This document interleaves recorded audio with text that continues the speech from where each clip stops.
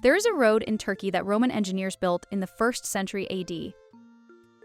You can walk on it today, not a reconstruction, not a heritage site with replicated stones, the actual road. The original surface, laid by Roman soldiers and engineers 2,000 years ago, still solid enough to walk on, still following the same line across the same landscape it has crossed for 20 centuries. There are roads like this across the former Roman Empire, in Britain, in France, in North Africa, in the Middle East. Roads that have outlasted every empire that came after Rome. Roads that determined where medieval towns were built, where modern highways run, where cities stand today. How did they do it? That's the question this video answers. Not just the engineering, though the engineering is remarkable, but the organization, the scale, the strategic thinking, and the human cost of building a road network that covered over 250,000 miles at its peak, that connected every corner of a territory stretching from Scotland to Mesopotamia, and that was built almost entirely by soldiers. Stay with me. This one is bigger than it looks. And if you're not subscribed yet, this channel goes deep into how Rome actually worked, not just what it did. Subscribe. You'll want the next one.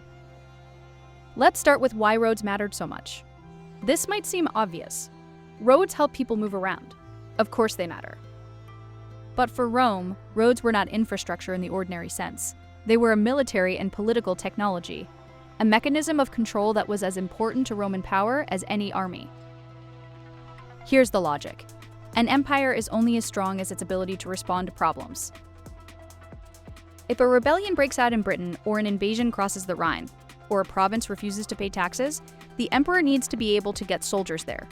Fast. Because speed is the difference between a problem and a catastrophe. Before Rome built its road network, moving an army across the Italian peninsula took weeks of exhausting cross-country travel. After the roads, it took days. The same journey, a fraction of the time, on a surface engineered for sustained military movement at scale. And it wasn't just armies. Roads moved information. The cursus publicus, the Roman imperial postal system, ran along the roads and connected the emperor's court with every governor in every province. A message could travel from Rome to the Rhine in about 9 days, on the road network at its best. From Rome to the eastern provinces in 3 to 4 weeks. For a pre-modern empire, this was extraordinary. The information loop, between the center and the periphery, between the emperor and his generals and governors, was compressed in ways that made coherent administration possible across enormous distances. Roads were also economic arteries. Goods moved along them, tax revenues moved along them. The entire commercial metabolism of the Roman world depended on the ability to physically move things from one place to another reliably and at scale. You cannot separate the Roman road network from Roman power. They were the same thing. Who built the roads? The answer, for most of Roman history, is the army. This is the fact that most people find surprising. Roman soldiers were not just fighters. They were the construction workers who built one of the greatest infrastructure networks in human history. The connection between military service and construction was fundamental to the Roman system. Every legionary was trained not just to fight, but to build, to dig, to carry, to cut stone, to lay foundations. The tools on a soldier's kit list included entrenching equipment, delabra, pick, shovel, not as extras but as standard issue. When a Roman army moved into new territory, whether on campaign or settling in for a long-term garrison, road building was among the first things it did. Not after the conquest was complete. During it, the road came with the army. This served multiple purposes. The road made it easier to supply the advancing army. It made it easier to move troops within the theater of operations. It made it harder for a defeated enemy to reorganize, because the roads allowed rapid Roman response to any uprising, and it signaled, visibly and durably, that Rome was there to stay. A dirt track is temporary. A stone road says, "We are permanent." The soldiers who built these roads were organized into specialist units. The engineers, the agrimensors, were trained surveyors who determined the road's route and laid out its course. Other specialist soldiers operated the equipment for cutting and moving stone. The bulk of the labor was provided by ordinary legionaries, organized into work parties that could move extraordinary amounts of material with coordinated human effort. Where military labor wasn't sufficient or available, Rome used other means. Slaves, sometimes. Forced labor from conquered populations, a practice that was common and deeply resented. hired contractors who supplied additional workers. The human cost of Roman road building was real and is largely invisible in the sources. We have the engineering. We don't often have the voices of the people who carried the stones. Now let's talk about the engineering, because this is where it gets genuinely remarkable. A Roman road was not simply a flat surface laid on the ground. It was a layered structure, a piece of civil engineering designed to last, to drain, and to support heavy, sustained use in all weather conditions. Here is how it was built. First, surveying. The Roman agrimensors used a tool called a groma, a cross-shaped surveying instrument on a pole with weighted strings hanging from each arm of the cross to establish vertical reference. Using the groma and a system of sighting poles, surveyors could establish a straight line across almost any terrain with remarkable accuracy. Roman roads are famously straight. This was not just aesthetic preference. A straight road is shorter than a curved one. It requires less maintenance. It allows military formations to move in order. And it makes the road faster to survey, because each straight section requires only 2 reference points. When terrain made a perfectly straight road impossible, when mountains or rivers intervened, Roman engineers made pragmatic adjustments, but they returned to straight alignments as soon as the obstacle was passed. Second, the trench. Once the route was established, a trench was dug along the road line. The depth varied with terrain and local conditions, but typically ranged from 1 to several feet. This trench defined the road's width, typically enough for 2 carts to pass each other, roughly 12 to 15 feet for a major road, and established the foundation. Third, the layers. The bottom of the trench was filled with large stones, sometimes rough, sometimes shaped, laid as a foundation course. Above this came a layer of rubble, gravel, or broken stone, the rudis. Above that, a finer layer of gravel or pebbles, the nucleus.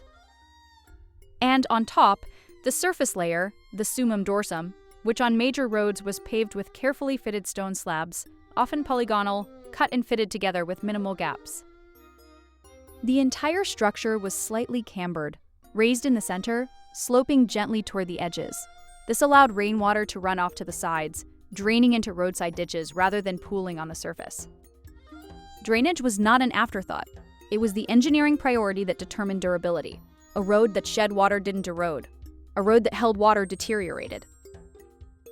The total depth of this layered structure could reach 3 feet or more on major roads. That's a substantial piece of civil engineering, built by hand, across thousands of miles. Let's talk about scale. At the height of the Roman Empire, the road network covered an estimated 250,000 miles of roads. Of these, roughly 50,000 miles were major paved roads, the arterial routes that connected the major cities and military zones of the empire. To give that some context, the United States interstate highway system is approximately 48,000 miles long. Rome's major road network was comparable in length to the modern American interstate system, built 2,000 years earlier, without machinery, without explosives, without anything more powerful than organized human labor. The Romans kept track of all of it. A remarkable document called the Tabula Potengariana survives, a medieval copy of a Roman road map that shows the entire empire's road network. It's a long, narrow, scroll-like map, distorted in shape to show the roads and their distances rather than geographical accuracy. Every major road is marked. Every mansio, road station, is noted. Distances between points are recorded.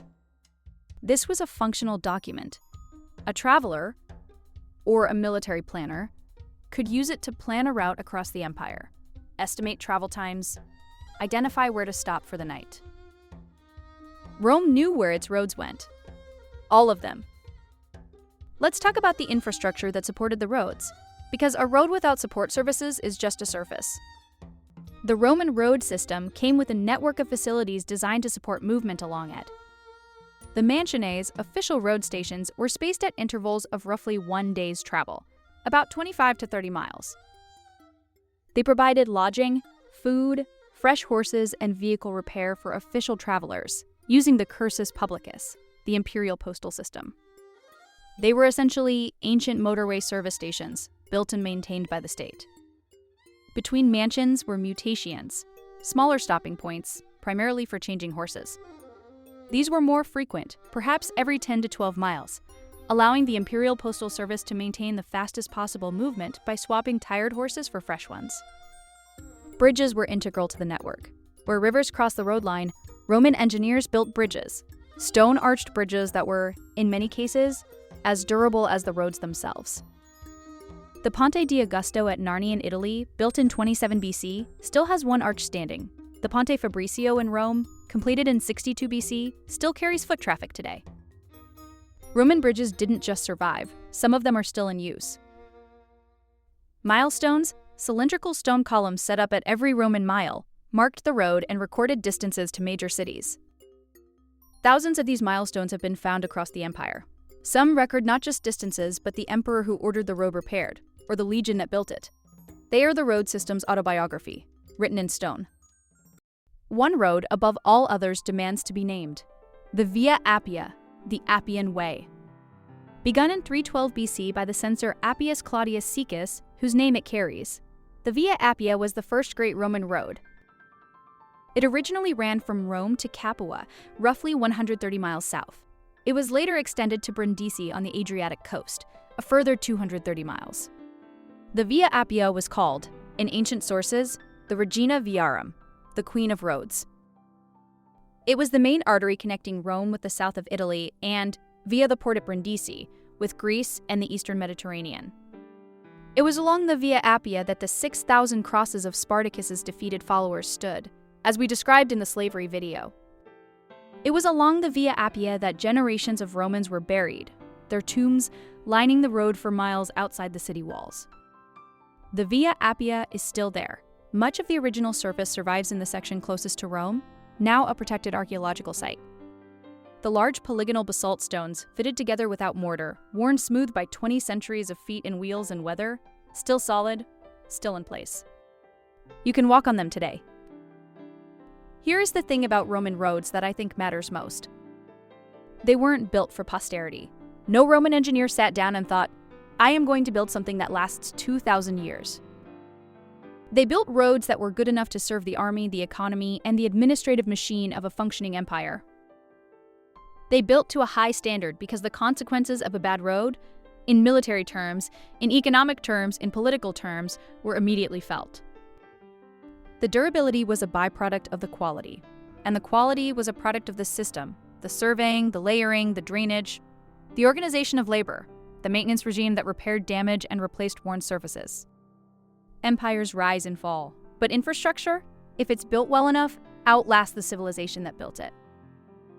The roads that Roman soldiers laid in mud and stone and backbreaking labor across 25 years of service still carry people today. Still connect cities that were Roman towns, still run under highways and city streets, invisibly, holding everything up. All those miles, all those soldiers, all those stones, still there. If this video gave you something, subscribe to the channel. This series goes deeper into how Rome actually worked, not just what it did, but how. Leave a comment and tell me which Roman road fact genuinely surprised you. The next video is right there. See you there.